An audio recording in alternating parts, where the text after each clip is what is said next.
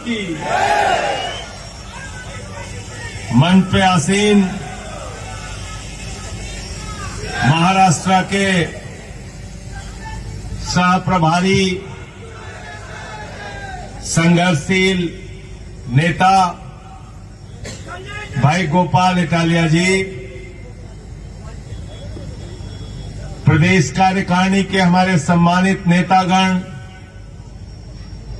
विजय भाई, धनंजय शिंदे जी, संदीप देसाई जी, मनीष भाई, भूषण भाऊ, नाविंदर जी, हनुमंत जी, अजीत भाई पाटिल और कुछ लोग पर्दे के पीछे रह के काम करते हैं, कुछ लोग सामने से मेहनत करते हैं। ऐसे ही हमारे साथी जफर भाई हैं जो आप पार्टी के लिए बहुत सहयोग, पीछे से रह के पार्टी के लिए काम करते हैं, सहयोग करते हैं। रियाज पठान जी, सीमा ताई, मैं जब यहां पर आया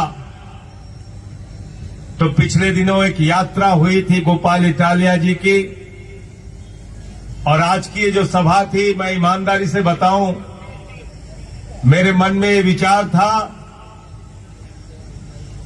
कि महाराष्ट्र में पुणे में जो सभा हो रही है उसमें मुश्किल से 300-400 लोग इकट्ठा होंगे, लेकिन इतनी बड़ी जनसभा करके आप लोगों ने जो अपनी शक्ति का प्रदर्शन किया है, इसके लिए एक एक कार्यकर्ता का मैं अभिनंदन करना चाहता हूं।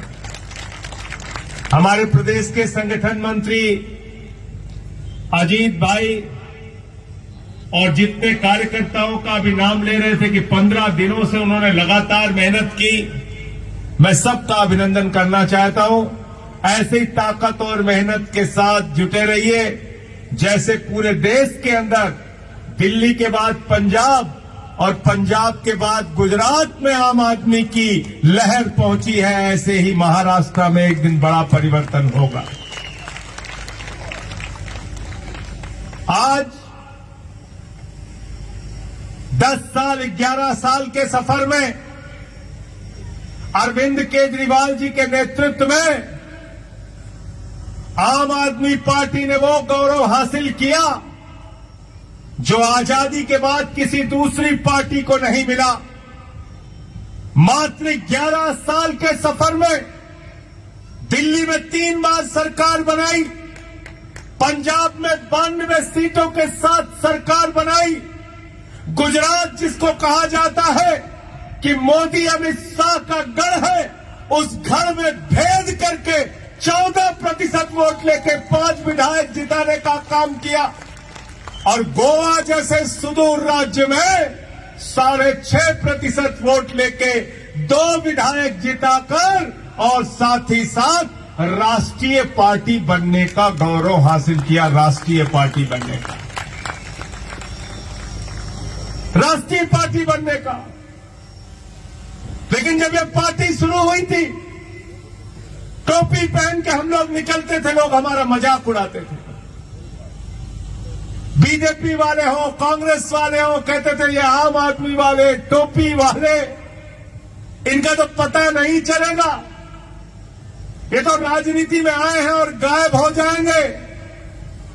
2013 का चुनाव जब दिल्ली के अंदर केजरीवाल जी लड़ रहे थे, वहां की 3 बार की मुख्यमंत्री के खिलाफ चुनाव लड़ रहे थे और जनता ने उनको पराजित करने का काम किया। यह है आम आदमी की ताकत।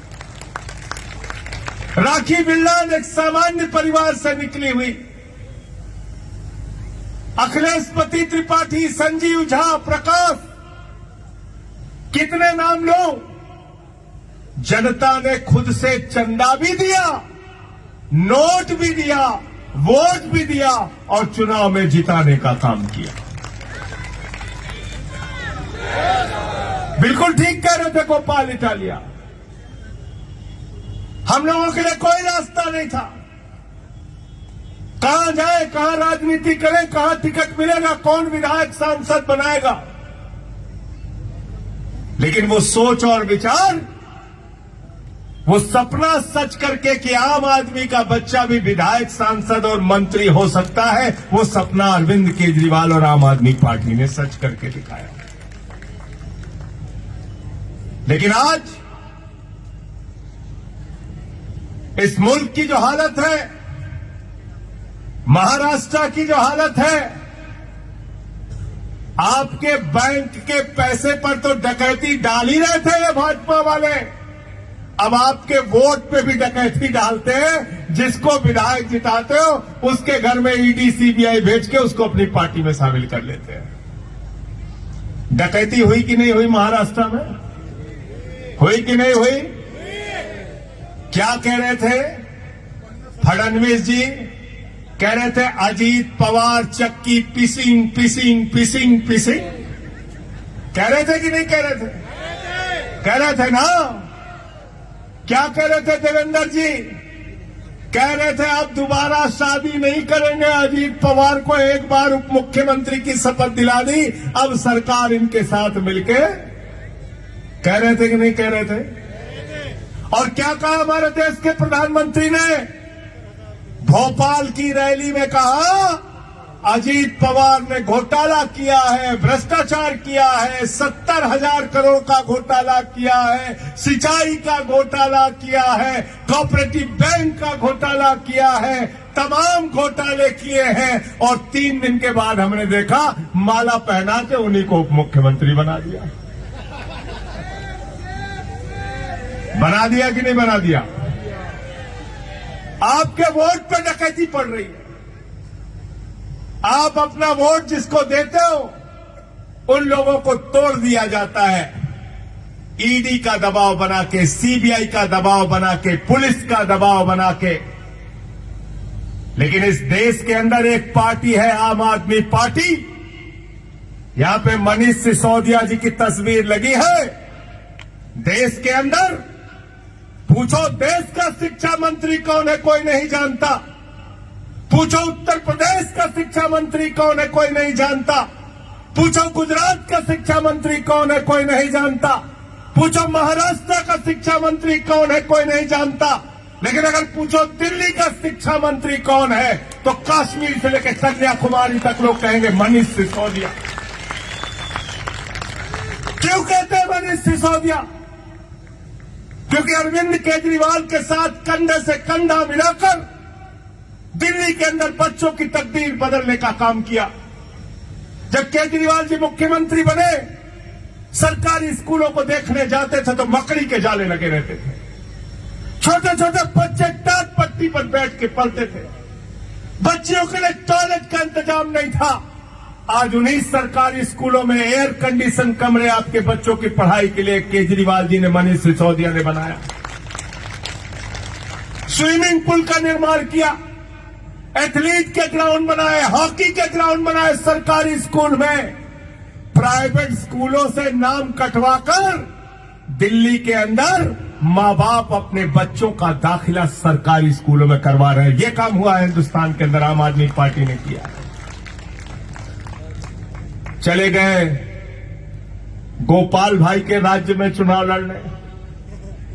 केजरीवाल जी ने वहां भी शुरू कर दिया, अच्छा स्कूल बनाएंगे, अच्छा स्कूल बनाएंगे, अच्छा अस्पताल बनाएंगे। मोदी जी ने कहा हिंदू मुसलमान की अच्छी दुकान चल रही थी, पता नहीं कहां से आ गया ये गोपाल इटालिया, ये अरविंद केजरीवाल, ये सब कहां से आ गए टोपी वाले, परेशान कर रहे। अब रोज ये लोग स्कूल स्कूल स्कूल स्कूल करने लगे। आप बताइए 25 साल से जिस गुजरात में भारतीय जनता पार्टी का राज है, जहां पर हिंदू मुसलमान के नाम पे भाजपा की दुकान चल रही थी, वहां केजरीवाल जी ने शिक्षा और स्कूल और अस्पताल की बात शुरू कर दी। तो प्रधानमंत्री नरेंद्र मोदी जी आए, उन्होंने कहा हम भी स्कूल दिखाएंगे, हम भी स्कूल दिखाएंगे। सारे टीवी चैनल वाले बुलाए गए, बड़े बड़े कैमरे लगाए गए। अहमदाबाद के एक स्कूल की फोटो दिखाई गई, बोले बहुत स्मार्ट स्कूल है, बहुत अच्छा स्कूल है, इतना बढ़िया स्कूल मोदी जी ने गुजरात के अहमदाबाद में बना दिया। केजरीवाल साहब ने गोपाल इटालिया को बुलाया, बीजेपी वालों को, बधाई देने के लिए। बोले भाई गोपाल इटालिया, अरे गुजरात के सारे आम आदमी पार्टी के कार्यकर्ताओं, जाओ देखो, देश के प्रधानमंत्री नरेंद्र मोदी अहमदाबाद में एक स्कूल में बैठकर आए हैं। अगर इतना अच्छा स्कूल बना है तो जाओ और बीजेपी को धन्यवाद देकर आना।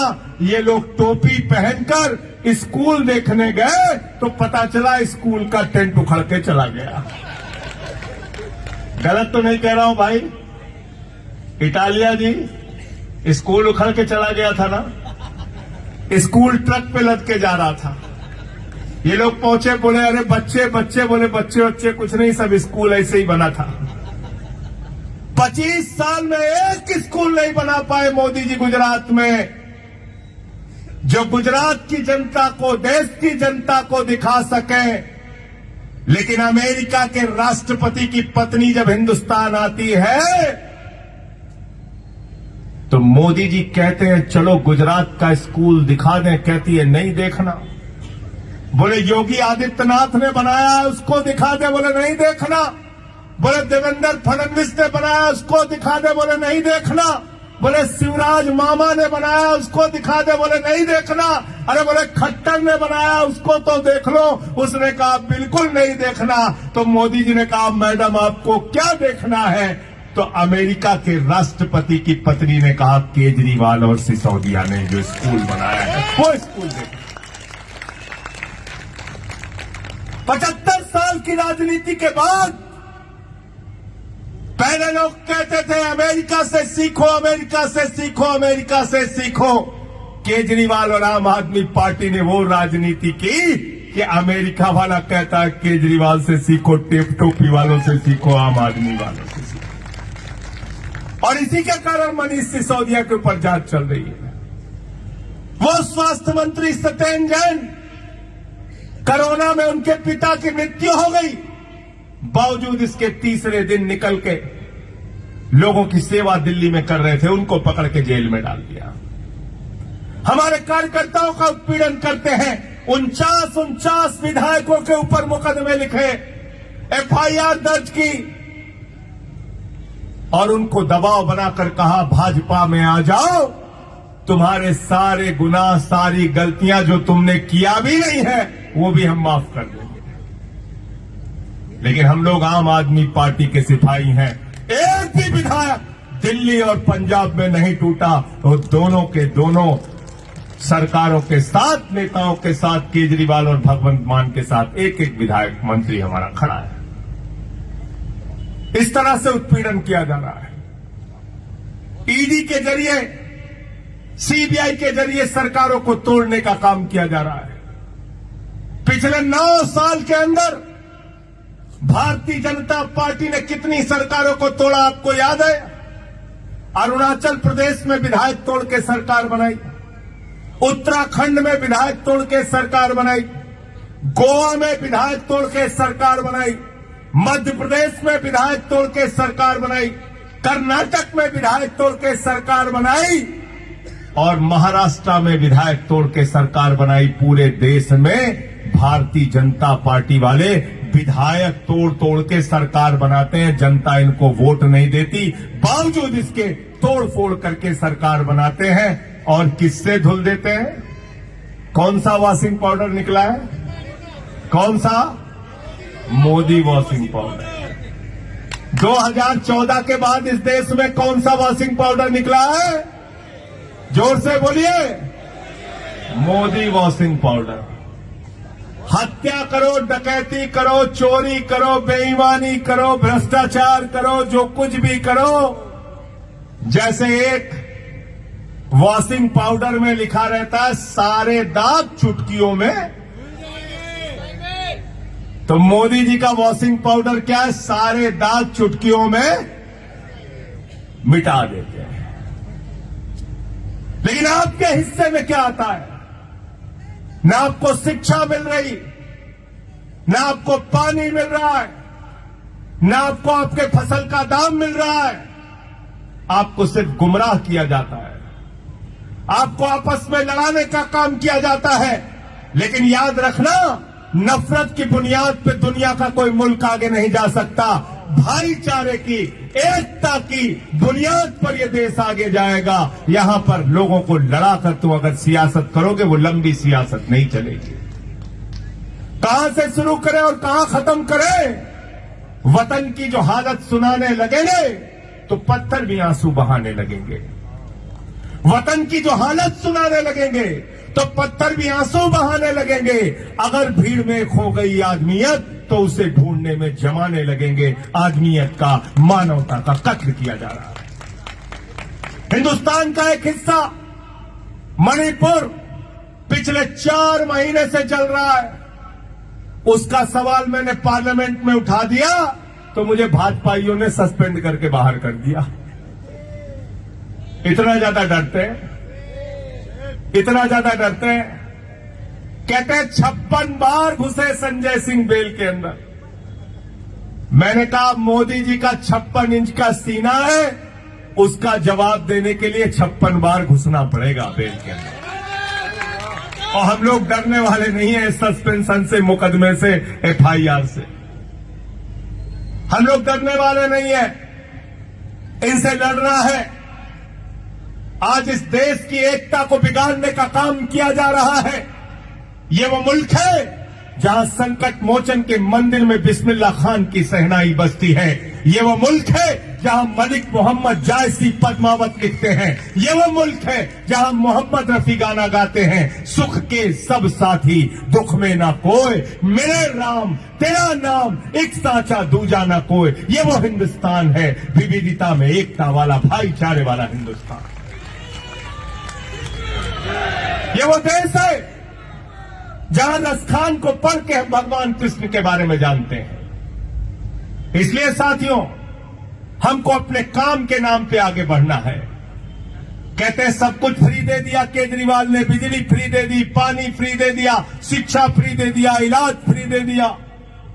तो मैंने कहा बेईमानो, केजरीवाल आम आदमी को फ्री देता है और तुम अडानी को फ्री बांट रहे हो। अडानी को बांट रहे हैं कि नहीं बांट रहे, बताओ? बांट रहे कि नहीं बांट रहे? आसमान में चले जाओ तो जहाज किसका? जोर से बोलिए। जमीन पे आ जाओ तो एयरपोर्ट किसका? समुद्र में चले जाओ तो सी पोर्ट किसका? पाताल में चले जाओ तो कोयला किसका? गैस किसका? सड़क किसकी? बिजली किसका? पानी किसका? तो मैंने मोदी जी से कहा, मोदी जी तुम इंडिया के नहीं अडानी के प्रधानमंत्री हो, अडानी के।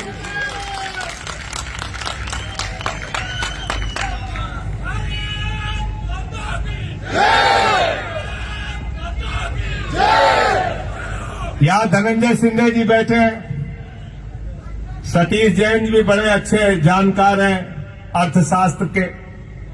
आप मुझे बताइए, कोई अगर 2.5 लाख रुपए किसान भाई हमारा कर्जा ले ले, उसको पकड़ के हवालात में बंद किया जाएगा कि नहीं किया जाएगा? बताइए आप। बंद किया जाता है कि नहीं किया जाता है? महाराष्ट्र में छोड़ देते हैं क्या? छोड़ देते हैं क्या? अगर आप कर्जा लेते तो आपको छोड़ देते हैं? नहीं छोड़ते ना, बंद कर देते हैं ना, बंद कर देते हैं ना। हमारे जितने नौजवान साथी हैं, 50,000 रुपए भी अपनी पढ़ाई के लिए अगर बैंक से ले ले, उनको अपमानित किया जाता है, कॉलर पकड़ के हवालात में बंद कर देते हैं तहसील में। और आपको मालूम है मोदी जी ने अपने दोस्तों का कितना पैसा माफ किया? कितना पैसा माफ किया? 1 लाख, 2 लाख, 3 लाख, 4 लाख, 100 करोड़, 50 करोड़, 1000 करोड़ नहीं, 13 लाख करोड़ रुपए माफ किया। कितना? 13 लाख करोड़ रुपए। 13 लाख करोड़ रुपए माफ किया। जीरो लगाते लगाते थक जाओगे, इतना पैसा माफ कर दिया। और अडानी को कितना कर्जा मिला है? कितना? 2.5 लाख करोड़ रुपए का कर्जा मिला है। कितना का? 2.5 लाख करोड़। जीरो लगाते लगाते थक जाओगे, इतना कर्जा दिया।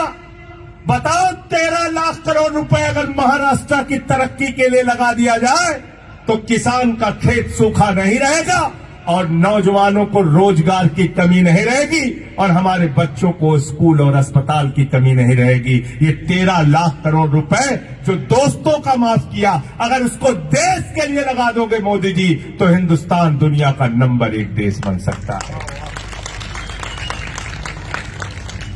लेकिन तुमको तो सब कुछ उनके ऊपर लुटाना है। और जितने भी इनके दोस्त हैं कहते हैं हिंदुस्तान को लूटो, भाग जाओ। नीरव मोदी ने कितना पैसा लूटा? 20,000 करोड़ रुपए बैंकों का। पीएनबी से 20,000 करोड़ रुपए लूटा, हिंदुस्तान छोड़ के भाग गया। मेहुल चौकसी पैसा बैंकों से लूटा, हिंदुस्तान छोड़ के भाग गया। ललित मोदी ने बैंकों से 3,000 करोड़ रुपए लूटा, हिंदुस्तान छोड़ के भाग गया।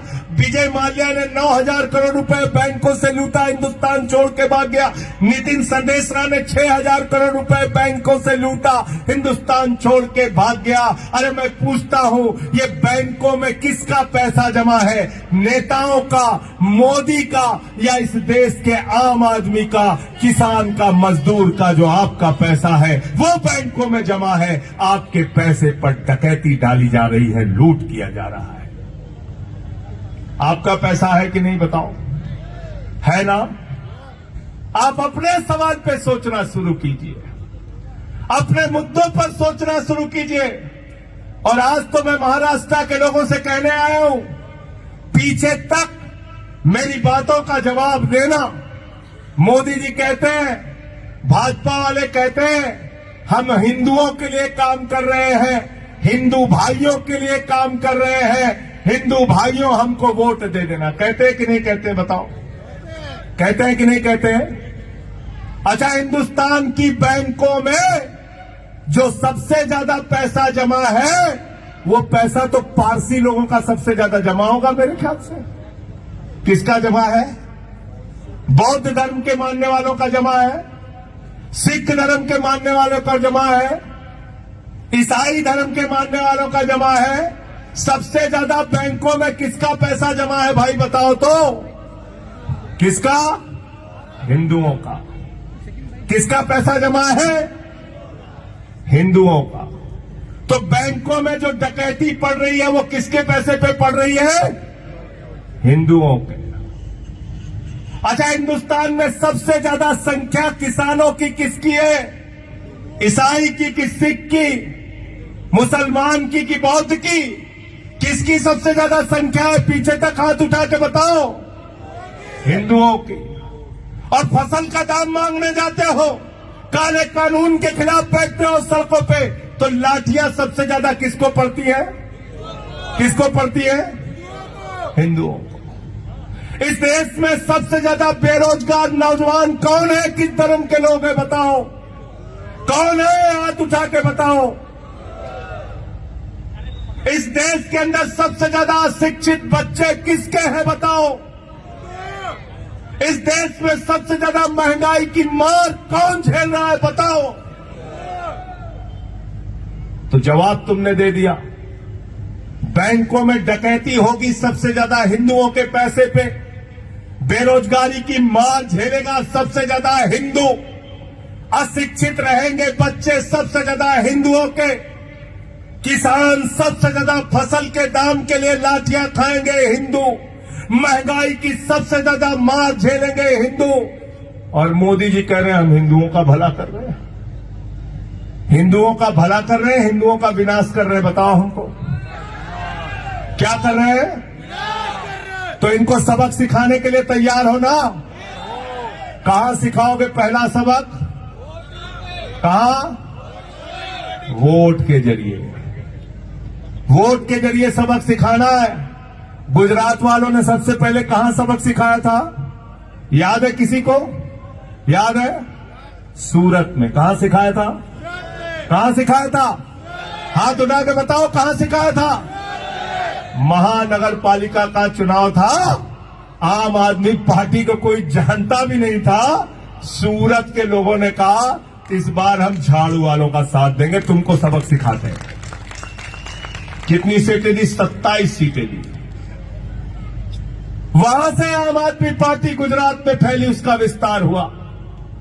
और कोई सोच नहीं सकता था कि गुजरात में हमको 2% वोट भी मिलेगा। वहां पे 14% वोट मिले, 5 विधायक हमारे जीत के आए।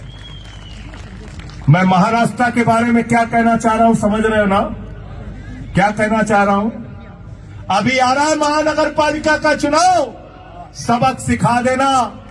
केजरीवाल साहब का संदेश है, आम आदमी पार्टी का संदेश है, इस बार महानगर पालिका के और पंचायत के चुनाव में झाड़ू मैदान में उतरेगी।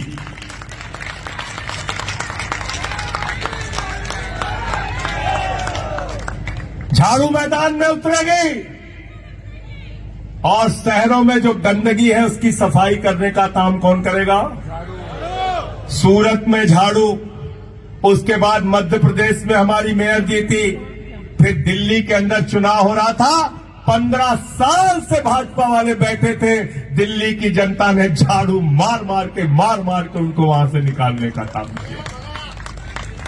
फिर उत्तर प्रदेश में नगर पालिका का चुनाव हुआ, वहां नगर पालिका के चुनाव में 10 चेयरमैन जीते।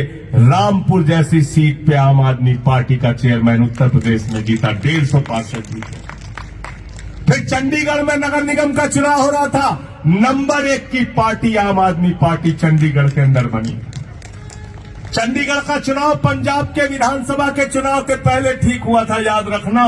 और चंडीगढ़ में जब नंबर 1 पे हम आए तो पंजाब के चुनाव में दे झाड़ू 92 सीटें आई, वहां पे 92 सीटें। तो इस महानगर पालिका के चुनाव को हल्के में मत लेना। झाड़ू बहुत काम की चीज है। घर की सफाई करनी हो तो क्या चाहिए? मोहल्ले की सफाई करनी हो तो क्या चाहिए? महाराष्ट्र में सफाई करनी हो तो क्या चाहिए? और देश की सफाई करनी हो तो क्या चाहिए? और किसी के दिमाग पे भूत सवार हो जाए तो क्या चाहिए? क्या चाहिए?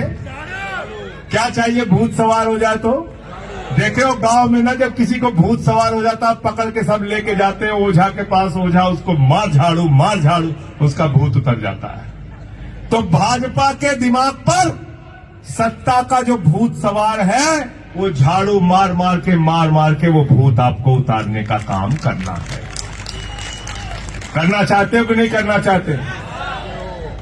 मुझे बताया गया बहुत सारे पीड़ित वर्ग के लोग, उनके प्रतिनिधि, उनके साथी आज इस आंदोलन में, इस सभा में, इस रैली में शामिल हुए हैं। सबसे पहले तो इतनी बड़ी रैली के लिए छत्रपति साहू जी महाराज की धरती पर, बाबा साहब की कर्मभूमि पर, सावित्रीबाई फूले की कर्मभूमि पर आप सबको बधाई देता हूं, नमन करता हूं, वंदन करता हूं कि आपने इतनी बड़ी रैली का आयोजन किया और पूरे नेतृत्व को, गोपाल इटालिया जी को, अजीत भाई को, विजय भाई को, धनंजय भाई को, एक एक कार्यकर्ता को, हमारी महिला विंग के अध्यक्ष, हमारे यूथ विंग के अध्यक्ष, सभी प्रकोष्ठों के अध्यक्ष, एक एक कार्यकर्ता को हृदय से बधाई देना चाहता हूं।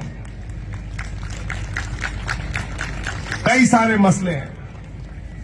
एक सबसे बड़ा मुद्दा है इस समय किस चीज का? नौजवानों के साथ बराबर ये होता है, पेपर करा लिया, पैसा जमा करा लिया और उसके नाम पे घोटाला कर दिया, पेपर लीक घोटाला। गुजरात में हम लोग घूम रहे थे, वहां भी पेपर लीक, यूपी में जाओ वहां भी पेपर लीक का घोटाला। महाराष्ट्र के करोड़ों लाखों बच्चे अपने आप को नौजवान ठगा हुआ महसूस कर रहे हैं। मैं उनको सिर्फ एक ही बात कहना चाहता हूं, आम आदमी पार्टी का एक एक कार्यकर्ता आपकी लड़ाई में आपके साथ है, हम सब लोग आपके साथ खड़े रहेंगे। दूसरा, प्याज के ऊपर 40% एक्सपोर्ट ड्यूटी लगा दी है। यह भी एक अन्यायपूर्ण फैसला है किसानों के साथ। महाराष्ट्र के और देश के किसानों के साथ भी आम आदमी पार्टी कंधे से कंधा मिलाकर साथ पे खड़ी रहेगी। इसके बाद यहां पर जो जमीन है गोचर की, वो कंपनियों को देने के लिए घोटाले की योजना सरकार बना रही है, उसके ऊपर भी नजर रखिएगा। उसके खिलाफ भी आपको आंदोलन करने की, लड़ाई करने की जरूरत पड़ेगी। पार्लियामेंट चला तो वो मुद्दा उठाने का काम करूंगा, नहीं तो हमारे दूसरे साथी जो हैं वो उस विषय को देश के संसद में भी उठाने का काम करेंगे। महाराष्ट्र में अभी हमारे धनंजय भाई बता रहे थे 2% एजुकेशन पे, 2% हेल्थ पे। आपको देश का पता है, देश में भी मोदी जी 2% एजुकेशन को और 2% हेल्थ को, यही खर्चा देश के बजट में होता है। लेकिन दिल्ली की केजरीवाल सरकार 26% शिक्षा के ऊपर और 14% स्वास्थ्य के ऊपर खर्च करती है। पंजाब के अंदर भगवंत मान जी की सरकार ने 1.5 साल में 38,848 नौकरियां दी। मैं मोदी जी से पूछना चाहता हूं, 9 साल में तुमने कितनी नौकरियां दी हैं, बताओ देश के लोगों को। दिल्ली में 300 यूनिट बिजली फ्री मिलती है, पंजाब में 300 यूनिट बिजली फ्री मिलती है। पंजाब के अंदर 90% घरों में बिजली जीरो आती है, जीरो, बिजली का बिल जीरो आता है, जीरो। ये काम कर रहे हैं, मोहल्ला क्लिनिक बनाया, तमाम सारे काम कर रहे हैं।